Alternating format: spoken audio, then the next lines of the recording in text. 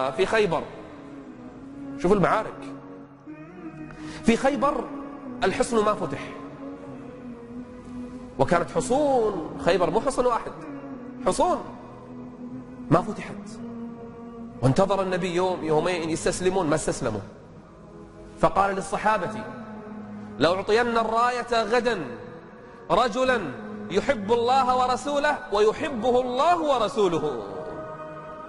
فبات الصحابة ليلتهم يدوكون، كلهم يرجى أن يعطى الراية، ما تمنوا الراية إلا يومئذ، لأن الراية لن يأخذها إلا رجل شهد له بأن الله يحبه. سهل أنك تحب الله، وسهل أن يزعم الناس أنهم يحبون الله ورسوله، لكن السؤال: من منا يحبه الله ورسوله؟ هذا هو السؤال. فسوف يأتي الله بقوم يحبهم ويحبونه، أذلة على المؤمنين أعزة على الكافرين، يجاهدون في سبيل الله. كلمة يجاهدون اليوم تخوف، ها؟ بعض أجهزة الإعلام اليوم لو يسمعك تقول كلمة جهاد أقام الدنيا ولم يقعدها عويلا عليك، والقرآن مليء بهذه الكلمة.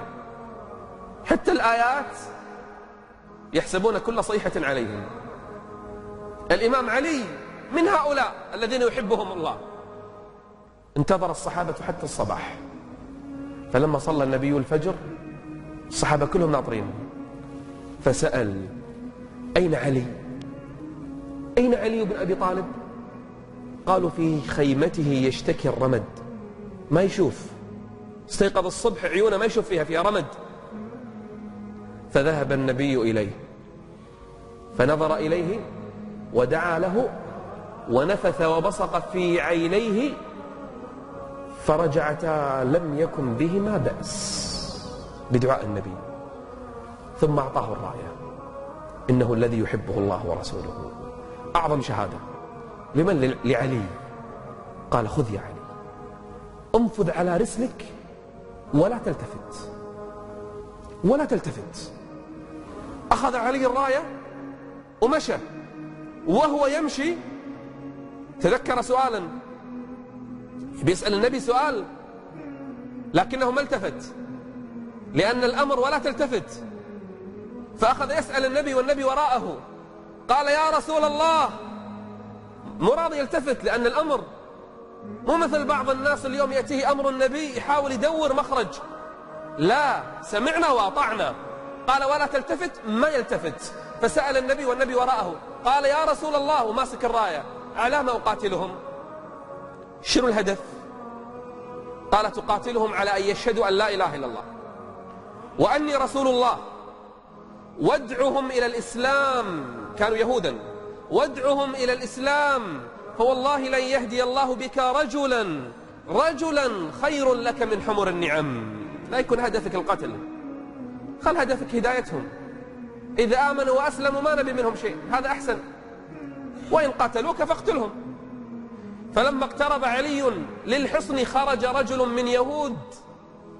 دائما شوف شجاعة الإمام علي، رجل اسمه مرحب، وهذا أشجع واحد من اليهود، اسمه مرحب، كل قريش كل خيبر يعرفونه. فخرج بيده السيف يريد المبارزة. قال: قد علمت خيبر أني مرحب، شاك السلاح بطل مجرب، إذا الحروب أقبلت تلهب. ويمشي بفرسه رايح وجاي رايح وجاي، يلا من يطلع لي؟ وأشجع يهود. علي ما خلى أحد يطلع، بيد الراية طلع بروحه. خرج الإمام علي شجاع، هذه الشجاعة.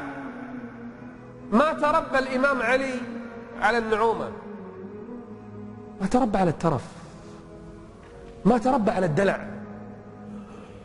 آسف على الكلمة، لا يزعلون منها عيالي إخواني الصغار، ما تربى ترى على أفلام كرتون ولا بلاي ستيشن ولا جيم بوي ولا هالسوالف هذه، تفاهات اللي حتى العضلات انتهت عند عيالنا. صارت فقط أعصاب تحترق وهم جالسون، صارت حتى اللعب والعضلات الجسدية ما تحرك، ناهيك عن الشجاعة. والله بعضهم لو يرى قطا هرب منه، لأن ما تربوا على الشجاعة. خرج الإمام علي تدري شو يقول؟ أنا الذي سمتني أمي حيدرة، أنا أمي وأنا صغير تعلمني أنت أسد، أنت حيدرة أسد، تربي على الشجاعة والقوة. أنا الذي سمتني أمي حيدرة. يوم عيالنا والله بعض الأمهات تلبس ملابس بنات، بعدين تسأل لما يكبر ليش ولدي صار جنس؟ منو اللي أفسد فطرته غيرك؟ من اللي علمه على عادات البنات إلا أنتم؟ بدل أن يعلم على الرجولة منذ صغره علم على النعومة. الذي ينشأ في الحلية وهو في الخصام غير مبين البنات. اليوم صار العكس. قال أنا الذي سمتني أمي حيدرة كليث غابات كريه المنظرة. يقولون عمليات التجميل اليوم عند الرجال أكثر من النساء. والله حتى حف الوجوه وغيره عند الرجال أكثر. صكوا على الحريم اليوم، مكياج شيء يفشل. هذا وين ينصرون أمة الإسلام؟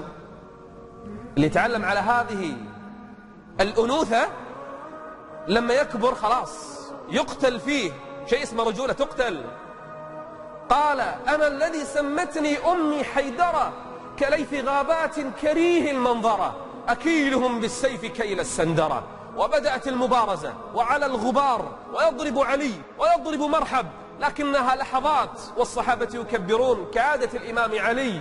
الله أكبر الله أكبر، وإذا النصر يعلو وإذا الرايات تعلو وإذا الإمام علي يتقدم والصحابة يتقدمون، يدكون حصنا بعد آخر ويدوسون حصنا بعد آخر، حتى رأى المشركون رأى اليهود ذلك الفتح المبين. فقال أحد أحبار اليهود لبعض الصحابة من هذا؟ أي الذي يحمل الراية؟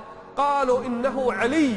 فقال اليهودي علوتم ورب موسى، علوتم ورب موسى. إذا كان حامل الراية علي فما بالكم بأصحابه، ما بالكم بدعوته ومنهجه؟ قال علوتم ورب موسى. وفعلا ما هي إلا ساعات ويدك الصحابة حصونهم براية يحملها من؟ علي بن أبي طالب رضي الله عنه. إنه علي